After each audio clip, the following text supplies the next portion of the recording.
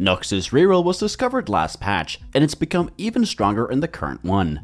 And in this video, I'll cover everything you need to know about the comp. This is a slow roll comp that wants to get 3-star units. We need Samira 3-star to be our main carry, and we also will be going for Swain 3-star to be our main tank, as well as Nefiri 3-star and Cassiopeia 3-star. We will be slow rolling at level 5 with this board until we hit Samira 3-star, and we'll also be going for the other 3-stars here as well. Once we get to level 6, we will play 5 Noxus and keep slow rolling at level 6 until we hit at least Swain 3-star. I'll get into when to stop chasing 3-stars and what to do in the other cases where you don't hit later in the video. After hitting all the 3-stars you need, you'll start pushing levels and eventually end up with some variation of this board at level 8, and I'll get into the different versions you can run there, especially if we get some emblems later in the video. Samira is our main carry, so we prioritize making items for her first. She has one core item, and that is blue buff. This is because her spell costs 30 mana, and with blue buff, that is reduced to 20. Additionally, if she gets a kill, she will only need one more auto to cast again due to the 10 extra mana on takedowns with blue buff. Her second and third item depend a little on what you want to do. There are 2 routes you can go with this comp. The first one is to go Edge of Night and BT. This is because you will place Samira pretty high up on the second or third row. This way, she will always get the Darken buff from Nefiri, she will get targeted after Nefiri, but the Edge of Night makes her drop all the aggro, and the enemy team will focus on our Swain instead. The other route is to go for a damage item as the second one, with Giant Slayer, IE, or Guardbreaker, and then have the third item either be another damage item or Gunblade. This way, we can put Samira in the third or fourth row.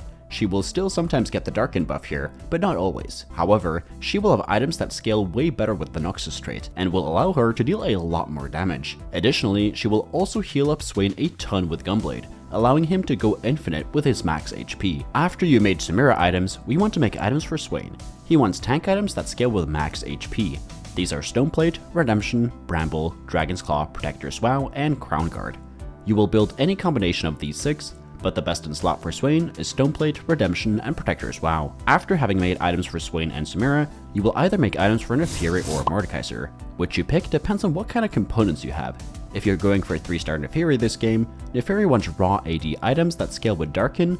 These are items like Deathblade, Giant Slayer, and Sterix Gauge. Mordekaiser wants items that give him more attack speed, not items that give him any more raw damage. His best item is RFC by a large margin, as he gets more attack speed and gets extra range. This way, he wastes less of his ult walking around instead of dealing damage. Nashor's Tooth is his second best item. This is because all his damage comes from empowered auto attacks right after he casts a spell, and Nashor's Tooth gives him more attack speed during that window. Giant Slayer is the third great item on him. This scales incredibly well off the Noxus trait and lets him get through tanky frontliners. And these 3 items in total are the best on Mordekaiser, and the gap down to the 4th best one is quite large, so always try to force these 3 items if you need Mordekaiser to be your secondary carry in a game. If you get a spatula, we will always make Noxus Spat. Not only because we get a giant power spike at level 5 when you can play 5 Noxus with Nefiri, but also because it is a fantastic item to put on Nefiri herself. No other emblem is worth chasing, so if you get a spatula, your number 1 priority is to make a Noxus emblem. The win condition of this comp is to hit multiple 3-stars and then itemize at least 3 champions. The best legend to run to obtain this goal is Twisted Fate and Lee Sin. Twisted Fate gives us the ability with Pandora's items to get best in slot items for all our champions. Samira, Swain, and especially Mordekaiser have very specific items and can't use too many different ones. Therefore, you will have to high roll items to play this comp without Twisted Fate. Lee Sin is also great as we will do a lot of slow rolling with this comp at both level 5 and 6, and his augments allow us to hit a lot faster. I will note that Twisted Fate makes this comp a lot more consistent, and he is my choice when I play this comp. The best portals for this comp are Bandle Cafeteria, Placidium Library, Shifting Sands, Rat Town, Hole of the Nine, and Slaughter Ducks. And the best augments for this comp are Total Abomination, Noxus Crest or Crown, Gifts from the Fallen, Golden Ticket, Scoped Weapons, You Have My Sword, Pandora's Items, Long Distance Palace, Tons of Stats, Library Card, Harm Assist, Know Your Enemy, Contagion, and Dedication. I mentioned a lot of augments there, and the best ones out of those are Total Domination, Noxus Crest or Crown, Gifts from the Fallen, Pandora's Items, Long Distance Palace, and Dedication. And if all that info was a lot to take in, then check out the cheat sheet for this comp. It's available for patrons and YouTube members. Here is the Lux cheat sheet from the last set, so you know what to expect for the Noxus Reroll cheat sheet that is available right now. In the early game, you will generally lost streak a lot of the time with this comp. This is to maximize our econ, so that we can start slow rolling as fast as possible. You will pretty much only hold Samira, Swain, Cassiopeia, and Neferi. All other units you sell to make eco. You can of course play other units to save HP, granted you're not losing eco over playing them. Since we will slow roll at level 5 first with this comp, we will never ever level at all in the early game. This is so we can have the highest odds possible for hitting 1 costs, which allows us to hit Samira faster. When it comes to items in the early game, you will first focus on making blue buff for Samira, then focus on making 1 tank item on Swain, and after that you can build either Samira or Swain items depending on what components you have.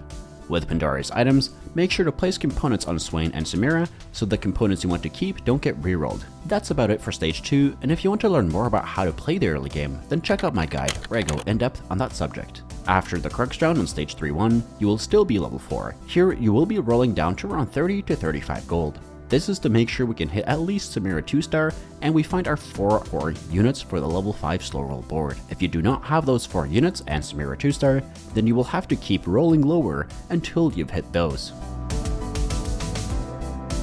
On stage 3-2, you will be level 5. The goal from here is to get back up to 50 gold so that we can start slow rolling, and our 3-star priority is Samira, Swain, Neferi, and Cassiopeia. The 5th unit you add in to your 4 core units at level 5 depends a lot on what you hit.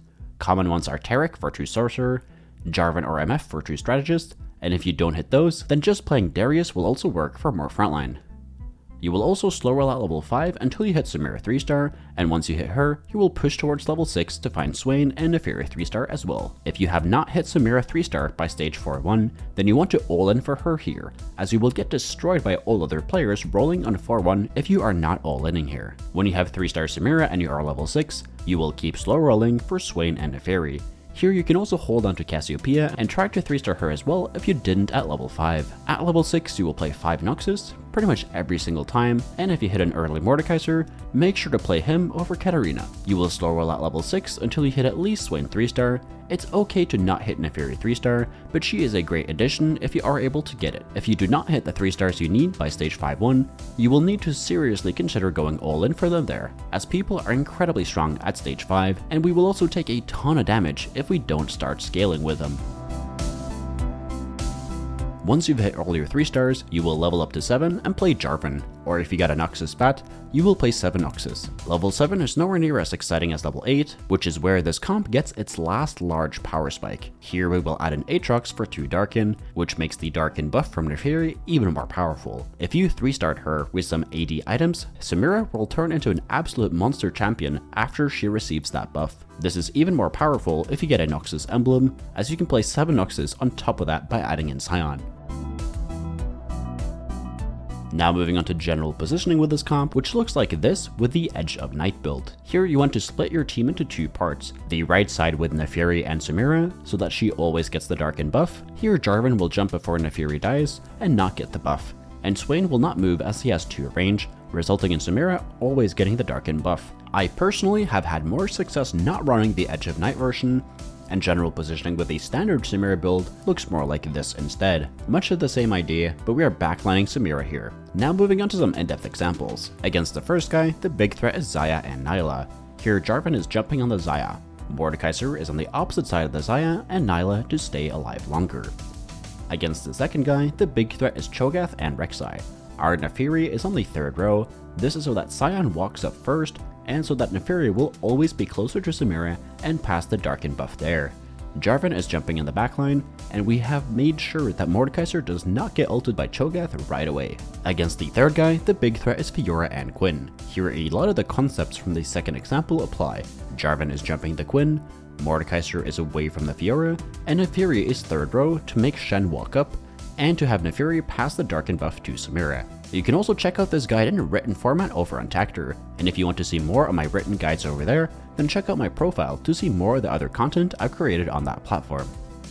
Thank you so much for watching. If you learned something, please leave a like and subscribe to the channel. If you want cheat sheets for any of my comp guides, they're available for you to members and patrons, and the links to join those are down in the description. And if you want to get better at TFT, join the Discord. We got over 9,000 other players there who are hungry to climb. And if you want to get coached by me, the information is over on the Discord server as well. So take care and see you in the next video.